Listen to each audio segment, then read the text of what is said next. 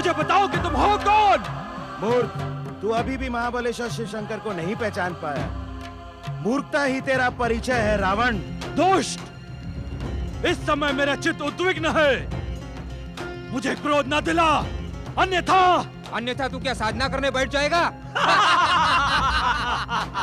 लंकेश्वर रावण साधना की नहीं, शक्ति की भाषा ही समझता है। यदि तुम्हारे शिव ने मुझे स्वयं आकर अपना परिचय ना दिया, तो मैं उनका ये निवास कैलाश पर्वत ही उखाड़कर सागर में डुबो दूंगा। ऐसा दुस्साहस ना कर रावण, अन्यथा तू भस्म हो जाएगा। शिव कोप से अपनी रक्षा कर रावण। शिव ने मुझे अपना परिचय न देकर मेरा उपहास उड़ाया है। या तो शिव मुझे अपना परिचय दे, या मैं शिव का निवास कैलाश ही सागर में डुबो देता हूँ।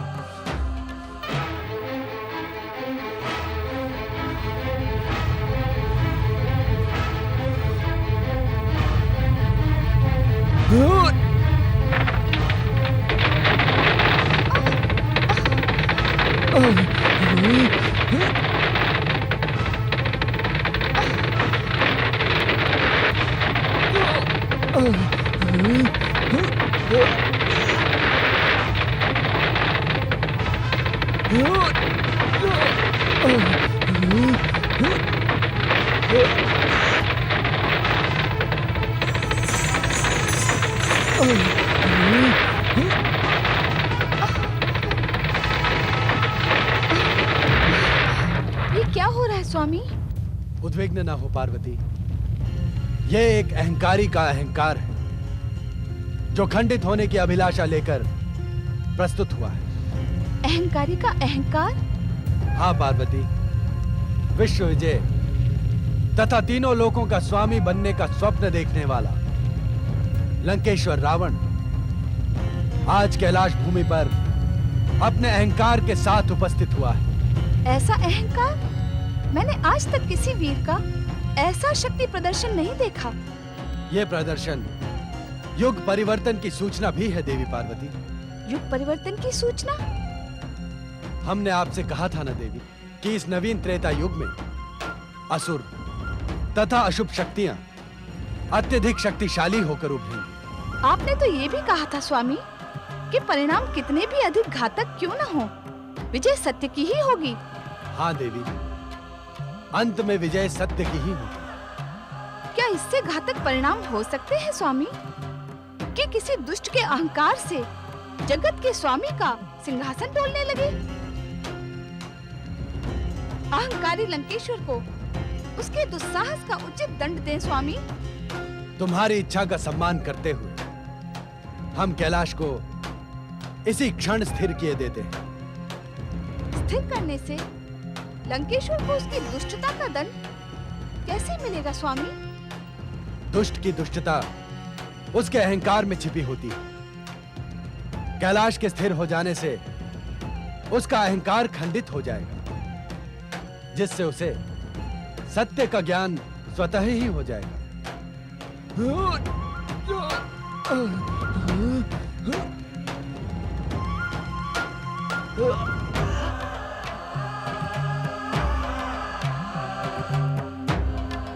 लो, हम कैलाश को इसी क्षण स्थिर किए देते हैं।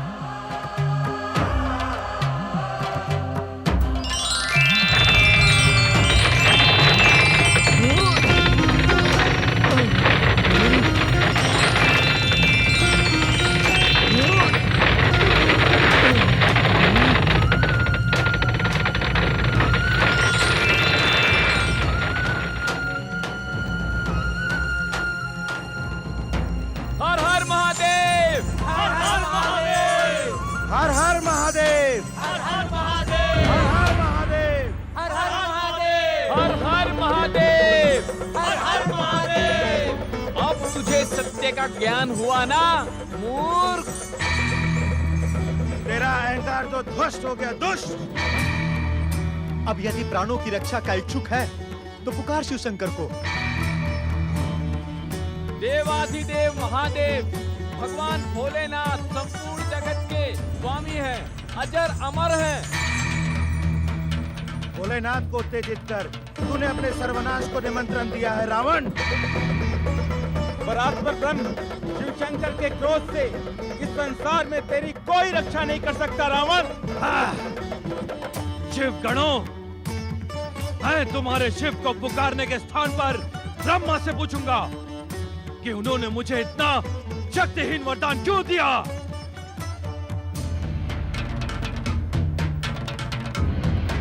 ब्रह्मदेव, ब्रह्मदेव, परमपिता ब्रह्मदेव, मेरी पुकार सुने। ब्रह्मदेव, यदि आपने मेरी पुकार ना सुनी तो मैं आपका नाम लेकर आत्महत्या कर लूंगा और एक ब्राह्मण की हत्या का पाप आपके मस्तक पर लगेगा। ब्रह्मदेव, आपके मस्तक पर।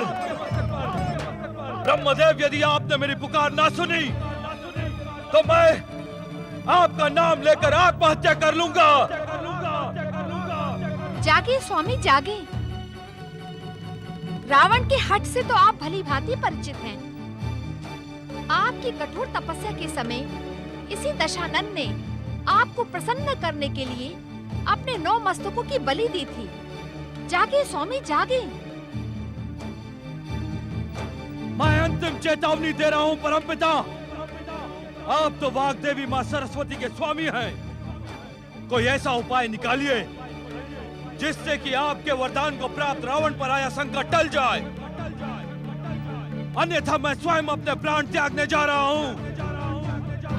ब्राह्मण हत्या के दोष से सावधान ब्रह्मदेव, सावधान। वाग्देवी सरस्वती, यदि आप अपने पति परमेश्वर को ब्रह्म हत्या के दोष से बचाने की इच्छुक हैं, तो लंकेश्वर रावण की सहायता करें। उचित यही होगा कि आप उसकी जिह्वा पर स्वयं विराज कर उसकी अहंकारी वाणी को नियंत्रित करें। ऐसा आदेश क्यों स्वामी? यह आदेश नहीं है देवी सरस्वती। मन में बसे शिव शंकर को प्रसन्न करने का प्रयत्न है। अर्थात जिस वाणी पर परम शिव आराधिका वाग्देवी सरस्वती का नियंत्रण है, उससे तो अमृत रूपी शिव भक्ति की निर्जर गंगा बह उठेगी। शीघ्रता करें देवी सरस्वती। अहंकारी लंकेश्वर रावण भयंकर हठी है। अवश्य स्वामी। ब्रह्मदेव, मां सरस्वती, मुझ पे आया संकट दूर करो।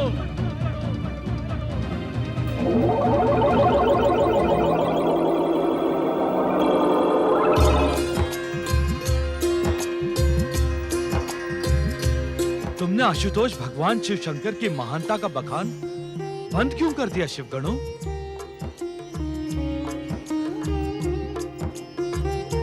मुझे विश्वेश्वर की अमृत कथा का रसपान कराओ शिवगणों। चकित न हो शिवगणों, मेरी मूर्खता को क्षमा करें। इस संसार का हर प्राणी शिव इच्छा से जन्मा होने के कारण शिवगण है। इसलिए तुम मेरे मित्र हो, बंधु हो, भ्राता हो। कहो कहो, भगवान शिव की अमर कथा कहो। शिव भक्त परिवार में तुम्हारा स्वागत है लंकेश्वर रावण।